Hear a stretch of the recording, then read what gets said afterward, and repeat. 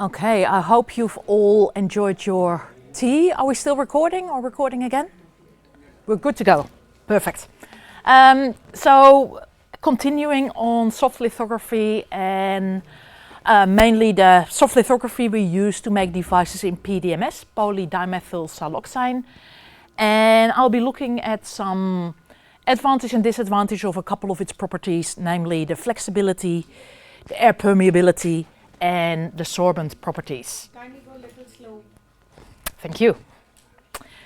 So, when was this? It's not there. Somewhere 2006, I think. Stephen Quake realized that you can use the flexibility of PDMS to create valves. Pretty much using them as little air balloons, and if you inflate the air balloon, you can close off another microchannel if you've got a two-layer microfluidic structure. And the Quake valve since has become the most frequently used pneumatic microvalve. It involves a bilayer microfluidic chip, which means that we've got one layer of fluidic channels that have our liquids in there where we do our chemistry, and it's got an other liquid layer when we can apply air pressure to deflect the membrane that is separating the air channel from the liquid channel.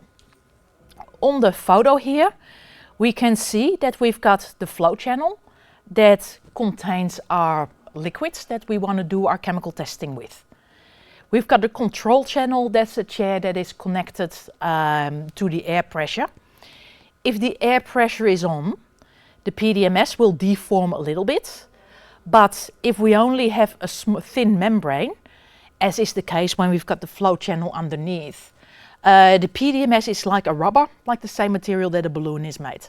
So it inflates, and at a certain pressure, it will actually touch the bottom of the other channel, closing it off. That is something we can see in here. We've got our pressure chamber. We've got our microfluidic channel where our liquids are, and we've got a thin 80-100 micron layer of PDMS in between.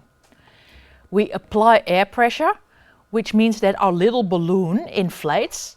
This membrane is pushed more and more down till it hits the bottom of the other microchannel. If our air channel has expanded all the way into our fluid channel, we can't have liquids being transported in there anymore. So we've got a valve that has closed that down. What Steve Quake in the same paper also realized, that if you've got three of these functionalities sitting next to each other, you have exactly the same thing as a peristaltic pump. If any of you have used a peristaltic pump in the lab, it's got rollers, and it has one roller after another, and it pushes the liquid forward. If we can sequentially operate these three channels, we can mimic that effect, because the first channel is the first roller, second roller, third roller. By sequentially, we can push the liquid through the channel by actuating these. And here you can see that you can get to up to about 2.5 nanoliters per second, depending on the frequency that you inflate and deflate the little balloons. The swelling of the deformability of the PDMS can also be a problem in microfabrication. As you can see here, the channel actually can get significantly wider when you apply a pressure difference, which has some problems if you want to do detection of the light intensity all the way through. All of a sudden, your intensity changes just because your channel has ballooned out. If you're doing detection, you're working with Beer-Lambert's law, and your measured signal, your absorption, depends on the path length. If you inflate your channel, you increase your path length, and your calibration curve that you had developed is no longer applicable. So it is important, if you work with PDMS and you apply pressures, that you realize that it may change the size of your channel because the material can inflate.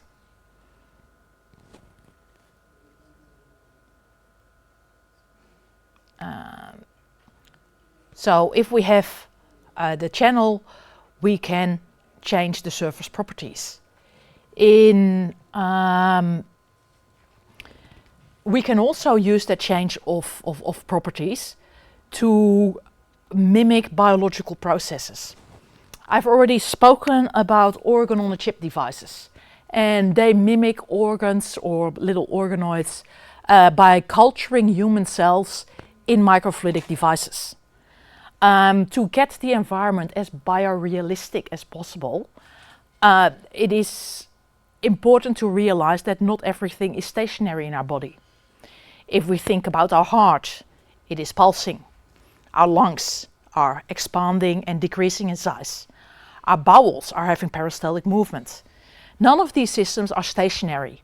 So if we want the cells to behave like they would be in our body, we need to have a way to also mimic this movement. Again, PDMS is a very suitable material to do this because it's got its flexibility. So like we can inflate a membrane here, we can also have pneumatic control layers here in the side chambers. If we apply a vacuum, we can stretch. If we get back to normal, we can push it back together. If we do that in a pulsed rhythm, we can actually mimic peristalsis in the bowel or the breathing movement, and the cells continuously have to adjust themselves to being on a stretching and recompressing substrate. Again, flexibility of PDMS is one of the few materials you can do this in, because a lot of other plastics will break if you try to do this. So having this soft material provides great advantages. In my own research, we've used this to simulate traumatic brain injury. So traumatic brain injury is if you hit your head twice after one another. Typically our head can deal with one blow to the head. You can hit your head once, and if nothing else happens, you may have a headache for a few days and your brain will heal. But if your head, in that recovery period, if you hit your head again, your neurons in your brain may actually die and you may end up with a permanent disability. And traumatic brain injury is a major source of disability in people under 45. One of the reasons this system is vulnerable is that neurons are not quite a normal cell.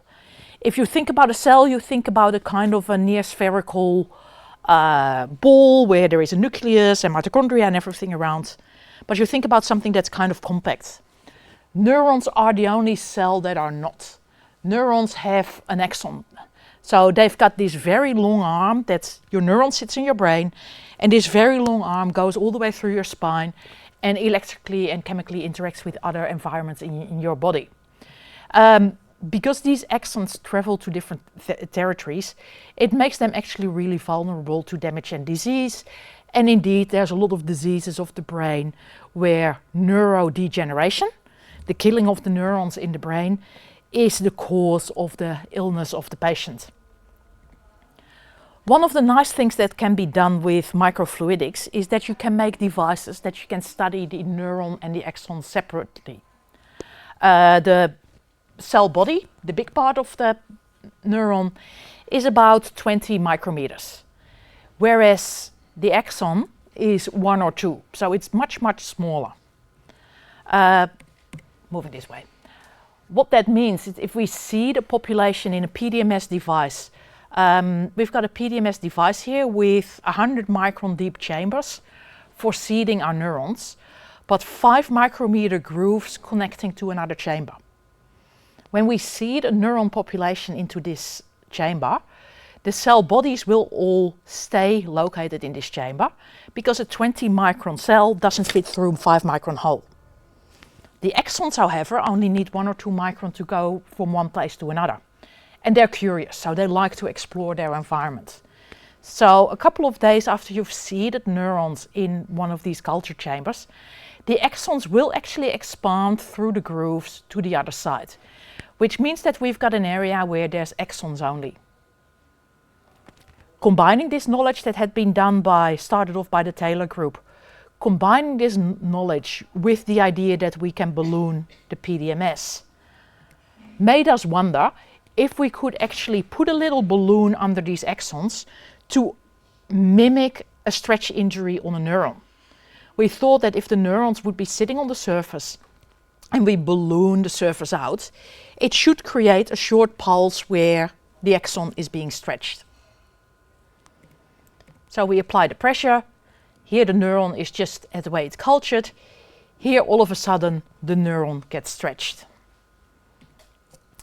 So we made a device. So we bought the device from a company that makes them, that had the small channels for the axon. So here we've got the somal side. Now looking from the side. So we had the top view in the previous slide. We now look from the side. So we've got the deep chamber where we can see the neurons. Leave them for a few days and the axons will find themselves away through the 5 micrometer groove, because they're all smaller than a micron themselves. So you don't need to do anything. They like finding nooks and crevices because that's the way that they find their way through our spinal cords as well. We then put a PDMS base with a microchannel covered with a membrane under there, so that we could inflate the substrate to stretch the axons, just like a little balloon.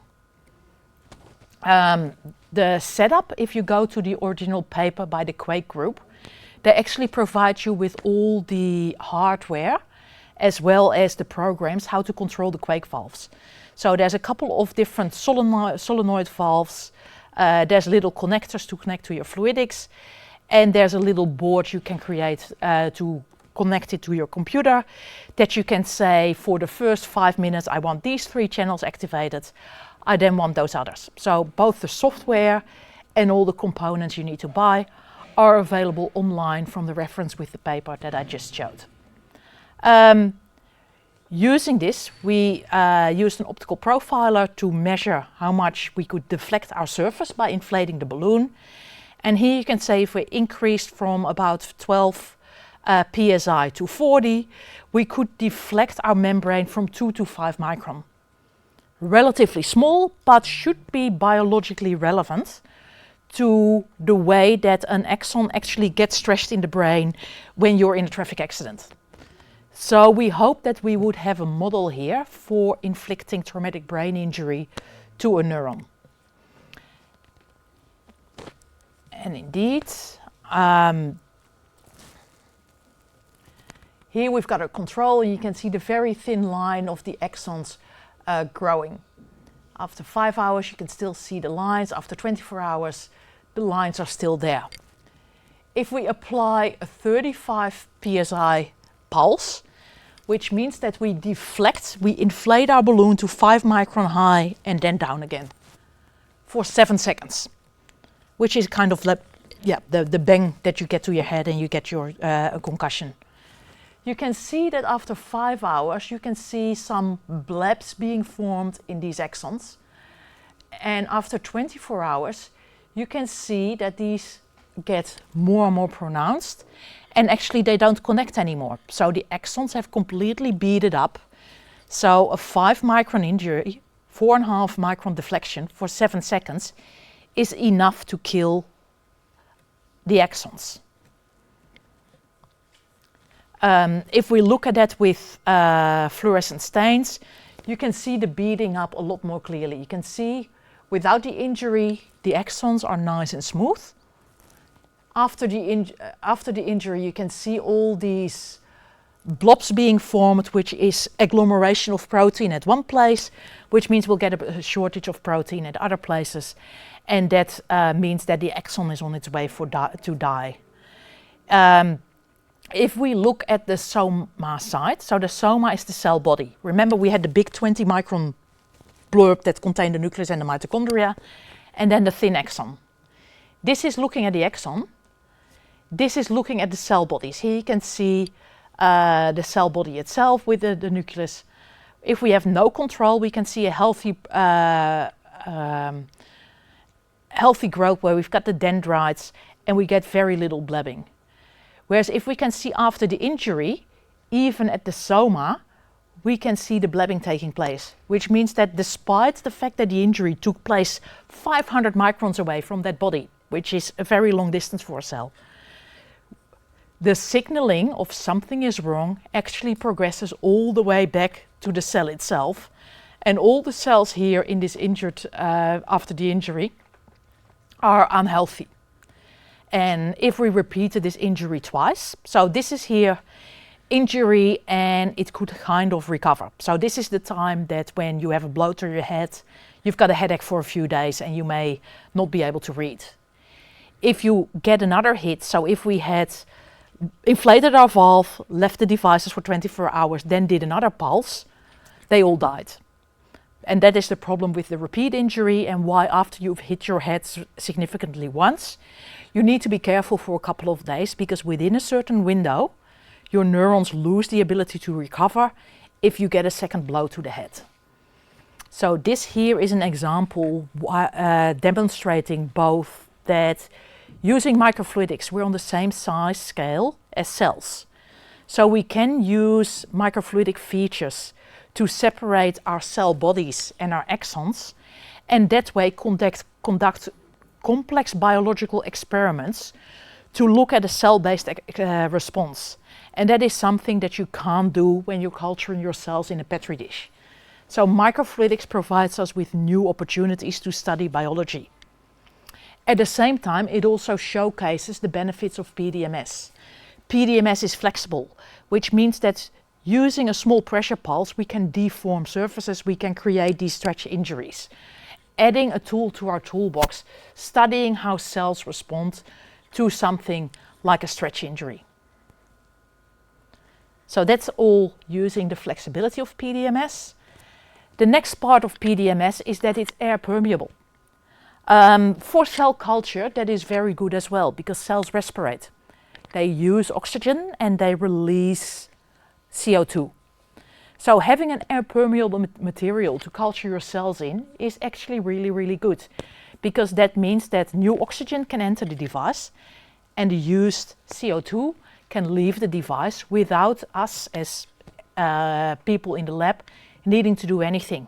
The material is permeable enough that there is a continuous exchange of gases from our microfluidic environment with the incubator that they're sitting in. This air permeability of PDMS can also be used for gas sensing. Here we've got a very simple microfluidic channel structure where we can pump gases through, a thin PDMS membrane that gases can permeate, and then a gold electrode where we can measure SPR resonance spectra because the gaseous molecules move through the PDMS film, contact the gold and change the resonance of the material. Another example of where the air permeability of PDMS is used is in making an artificial lung. All that our lungs do is they oxygenate the blood. They allow us to add fresh oxygen to our bloodstream, exchanging the oxygen for the CO2 produced by respiration in our bodies. Here we've got a device that contains a PDMS membrane to do exactly that same functionality of air exchange, making a kind of an artificial lung, or I think this was an artificial placenta, but both of them allow for the gas exchange. What they've done is have the material packaged in Teflon, which is not air permeable. So the outsides are not air permeable, and then inside the device there is a thin PDMS membrane. When we have our channels with our blood being alternated with channels with air, the gas and CO2 will exchange, and that will allow us to remove the CO2 from the blood and add the oxygen. And here you can see that the engineers made a nice structure to maximize the surface area, just like the bronchi in the lungs maximize the surface area for exchange. Here, this doormat-like structure is used to increase the surface area, to ensure our PDMS film can aid in the exchange of water and CO2 between air and the blood. If you're interested, I've given the reference here. So air permeability of the PDMS is really good. Another neat way of using the air permeability of PDMS is that actually all the air that is in PDMS, if you put it in the desiccator, you can suck it out. And that means that you've got kind of almost a sponge willing to suck up more air again. And you can use that to fill microchannels even if they don't have another end. So here, if we've got a micro device in PDMS that has been put under vacuum in the desiccator, all the air has been vacated out of the PDMS. When you add a droplet of liquid, it will actually be sucked into the device because the PDMS is drawing the air that's present in the microchannel into the cavities in the PDMS, which is at a nanoporous scale, nanoporous materials. All those cavities that have been sucked empty under the vacuum are really keen to be expanded and filled again. And we can use that as a way to pump liquids, even if it is a channel that's got a dead end, because the air that was occupying the space in this microchannel is being sucked up like a sponge into the PDMS. We can just fill our channels by having a small piece of PDMS only put in the vacuum chamber and seal that on top of a microchannel. This little bit of material will act as a little vacuum pump and allow you, without the need for any pumps, to move your liquid through the microchannel. So it will add as a little permeable. This last example here is where we've got a sealed microchannel with outlets and a thin PDMS membrane. If we apply a vacuum to the other side of the membrane, the air will be pulled through the membrane and our liquid will fill the channel. The nanoporosity of the PDMS, however, does not allow the liquid to go through. So we can remove the air bubbles from the PDMS, we can introduce liquids without the fact that we get air pockets being filled there. One of the ways that this vacuum sealed PDMS has been, or this vacuum treated PDMS has been used, is to sense a number of different biomarkers in blood. One of the big challenges when you're doing chemical analysis on of blood is all the blood cells. You've got the white blood cells and the red blood cells, and they're in the way if you want to do detection. So we prefer to remove the blood cells, and the cell-free blood is called plasma. Here we've got a microfluidic plasma extraction chamber, which is a little bit deeper and allows for the extraction of the plasma cells, as that will be shown on the next slide. The cells will stay behind here, and then the vacuum will pull the plasma across a sensor for the biomarker detection, all driven by PDMS strips here that are suction chamber. They are bits of PDMS where the air has been evacuated out from under using a vacuum source. So here we've got the microfluidic device. We put it under vacuum for the PDMS. And if we then put the blood on there, the air that was present in the device absorbs into the PDMS, allowing our liquid to fill the vacancies created. Here we have a very simple step structure that, due to the forces, the cells will try to fill the cavity here and move to the bottom of the reservoir. It means that a cell-free mixture will stay on top. So the particles experience a force when they go from into an expansion area. We've seen the expansion arrays before with the particle movements, and this is a use here for the separation of particles from the fluids. The particles move into the expansion, allowing us to collect a particle-free liquid here at the other end. And the particle-free liquid is an engineering term. In biology, we say that we separate the cells away from the blood and we collect plasma.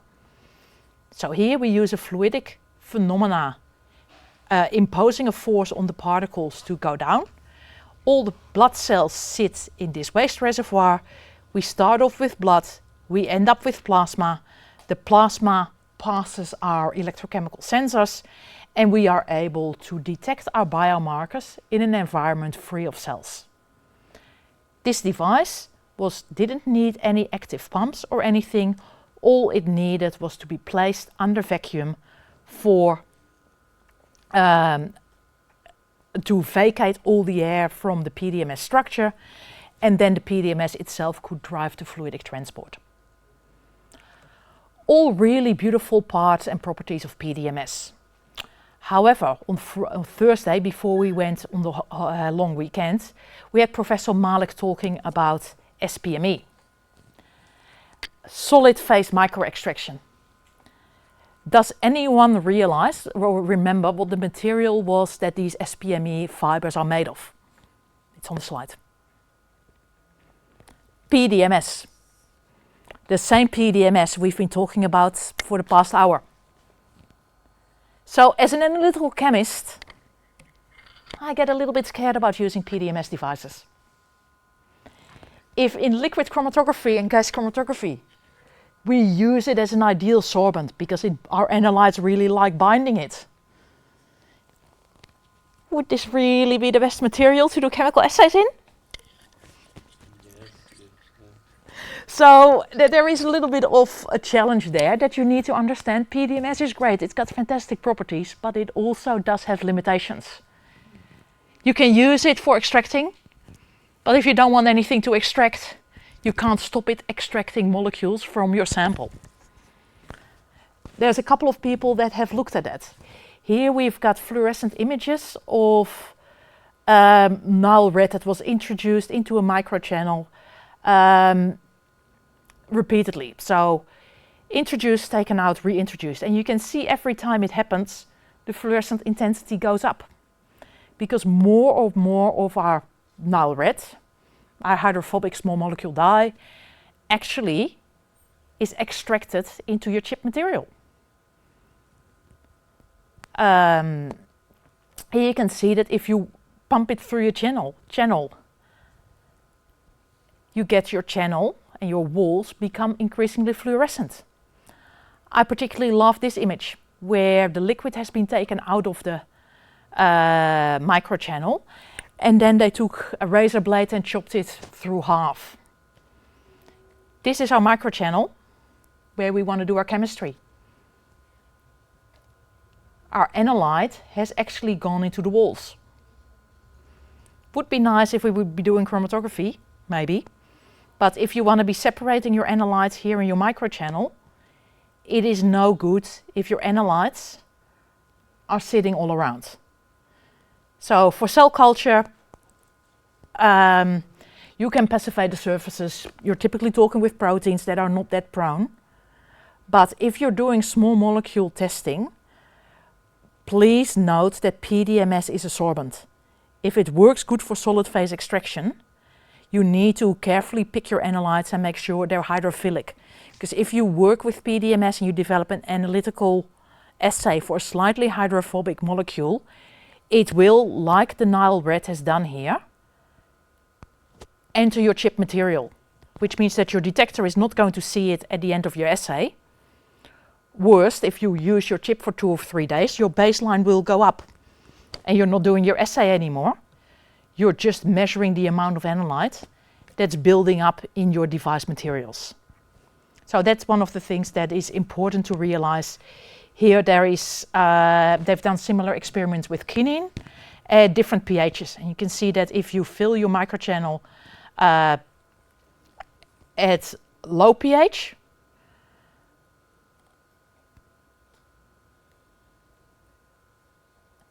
you can wash it away. But if you go to higher pH, you actually will be able to start staining your channel, playing with the pKa of the quinine. If it's hydrophobic, if it's protonated, it will move into the PDMS. If it is deprotonated, if it's neutral, so if it's charged, it will stay in your channel. If it's neutral, it will go into your device. So make sure you think what your analytes are doing. And I think... So I thought this was in the next lecture, but I think we have time. Yeah, we have plenty of time before lunch. So if we look at the problems of PDMS as a sorbent, there is an alternative on the market which is called Flexidyme, which doesn't have as much of the sorptive properties as the PDMS. And it is also very easy to work with. So it is a polymer film that you buy pre-made. You can replicate it by simply pushing something in it, so it's not necessarily cast. It is already polymerized when you buy it. You can use a simple hole puncher you also use to make holes in your belt to create inlets. And you can then seal it, stick it to a substrate.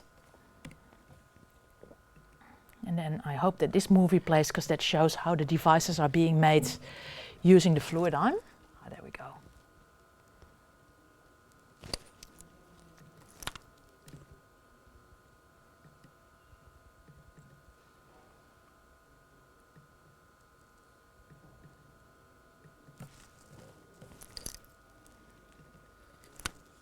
That's the previous slides.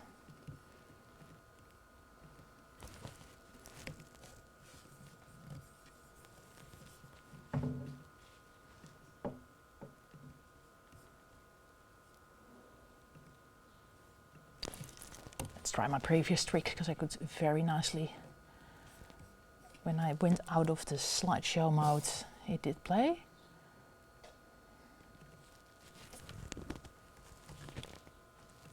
There we go. Can we make it big?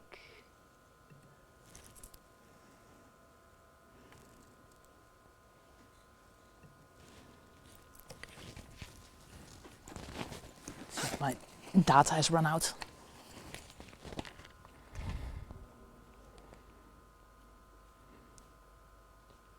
So like the movie with PDMS, this quickly shows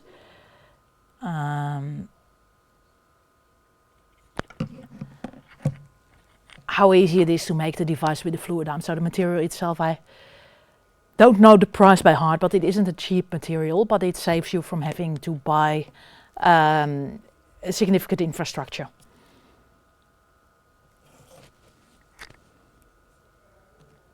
There we go.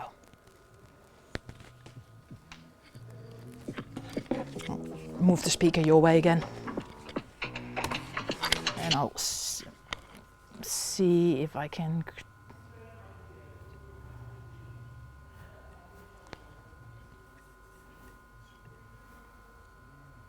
Hello?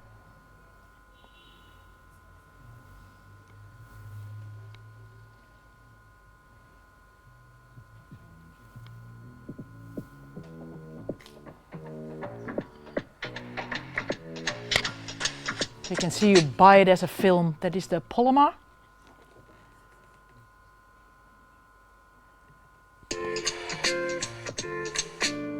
That's the PDMS that we've seen earlier today. We know how messy a desiccator can get if it overflows.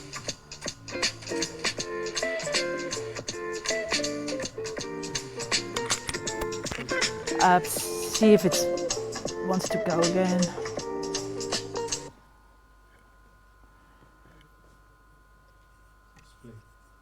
Because it previously didn't.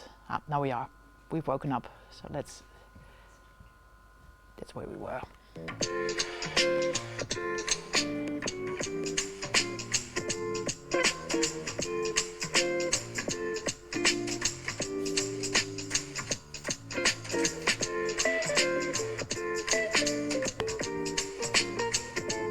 So you can see it's just a thick polymer you can easily process.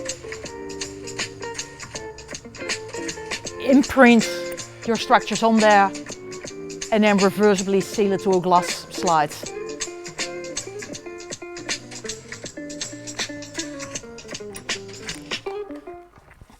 So that's just PDMS is very widely used, but it is not necessarily only material we can fabricate in. There are alternatives coming in onto the market. Flexidyme is one of them. There's a few more. So if you are afraid of PDMS and what it could do with your analyte, there are always options to do something else. And now the movie wants to keep on playing. So for making devices with PDMS, it is a really fantastic material, particularly for cell culture. It is gas permeable, which means that you don't need to continuously oxygenate your media that you're pumping in, because respiration takes place through the walls of your fluidic device. It is flexible, which means that we can use it for pumps and valves. So the valving we've shown with the Quake valve, where we had a little balloon that we can inflate. If we put a couple of them in series, we actually have a little built-in peristaltic pump that we can control by having a pressure line and some solenoid valves controlled with a not too hard bit of software. It is optically transparent down into the UV. So if we want to look at cells and do some staining with it, and then look at fluorescence microscopy, we can also use your blue dye, so the DAPI dyes, which expands the number of different fluorescent dyes we can use. Biologists tend to want to look at 4 or 5 proteins at a time and make fluorescent images of them based on the different labels. So the broader the range of light is that we can have our fluorophores, the more molecules that a biologist can see by staining the cells.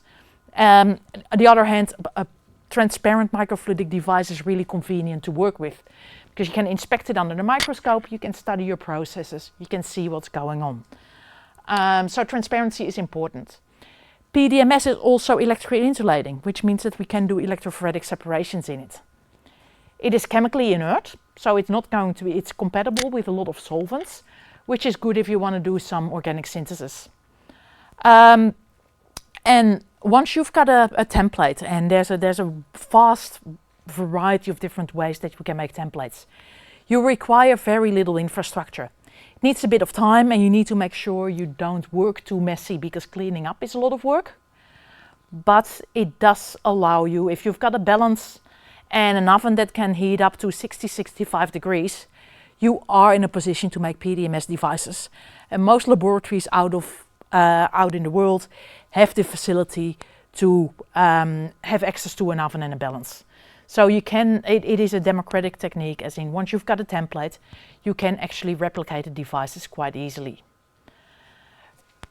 Gas permeability, great for cells, but if your solvent, if you want to do a long-term assay, and slowly but certainly you're doing something in 50% ethanol water, and your ethanol slowly evaporates off out in nowhere, your 50% solution is no longer a 50% solution. So you may be losing volatiles from your sample, from your buffer, if you keep them in your channel for too long. Gas exchange is great, but you need to understand your material properties to know if the PDMS is the right choice for you or not. At the same time, and I think Professor Malik will be talking about that with the HPLC, you typically want to degas your buffers, because you don't want to have bubbles in there, you don't have a lot of absorption of CO2, because it could be changing your pH. Our respiration is not one-way traffic. We don't only lose things out of our device, we also have molecules from the air entering our device. So we may get a slow increase in pH, because the CO2 from the environment slowly makes it into a buffer, forming a carbonate buffer. So you need to be understanding that gas permeability may be a problem, and you may actually not have the liquid into your device anymore, as you started off with. It also means that degassing for the purpose of just removing bubbles may not be very effective for very long. Yes, of course, you had removed all the gases from your buffer before you put it in.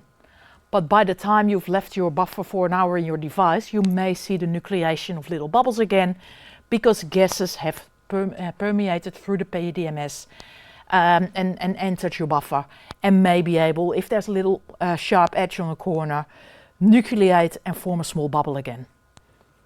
And again, if you want to do anything, either metering or using electrofluidics, any bubble is an electrical resistor and means the end of your assay. You have to start again. So bubbles are not good in microfluidics, and the gas permeability provides a risk that you get more bubbles. Flexibility is great if you want to use valving. If you want to do HPLC in a PDMS microchannel, the likelihood is that you've got your stationary face sitting in the middle. If you apply pressure of driven flow, your PDMS device will balloon around your column, and your analytes are actually not passing through your stationary face, but around it. So if you want to do pressure-driven flow at high pressures, PDMS is not going to be your friend because it's working like a balloon. The non-specific absorption is a problem. And that's why, despite being really popular for people doing cell culture, the number of people for analytical assays using PDMS is decreasing. And if people are using it, it becomes a single-use material, because you never know, if you do 5 different analyses, 5 different samples, your molecules from your first injection may be coming back in your 5th. So PDMS, yes, if you want to make a lot of devices, that's okay, but I wouldn't use it for over and over again for analytical assays, because you never know when your analytes are going to be rediffusing back into your assay. PDMS is also a manual process. You've seen it. It's not easy to automate. So it's not, the closer you are to commercialization, the less favorable the use of PDMS becomes, which means that it is not commercially interesting. So really good to try something out cheap, brilliant for cell culture. Analytical chemistry depends a little bit. Some things work like mineral ions in environmental samples. PDMS is great. Small molecule pharmaceuticals, think about those quinine pictures. I'd consider a little bit what pH you're working with. Hydrophobic dyes, don't go for PDMS, because you do solid phase extraction into your chip material before you can analyze, and you're asking for irrepeatable data. So again, like everything that I'm telling you for your during this course, it is a toolbox. They're horses for courses. Depending on the assay that you do, either go to glass. Glass is not going to be being a molecular sink for your analytes, or go to one of the thermoplastics that we'll be talking about more after lunch. So if you've got any questions about the good, the bad and the ugly about PDMS, please let me know. It's nice to play with. It's a nice tool in the toolbox, but don't make it bigger than it is, because it has some problems as well. And as analytical chemists, we know how great it is as a sorbent. So keep that in mind. Same bucket of PDMS. Thank you very much for your attention. And we'll be back after lunch. Can you quote some applications where we are using this PDMS as of now? All the practical applications. Organ on a chip. So we'll be talking on Thursday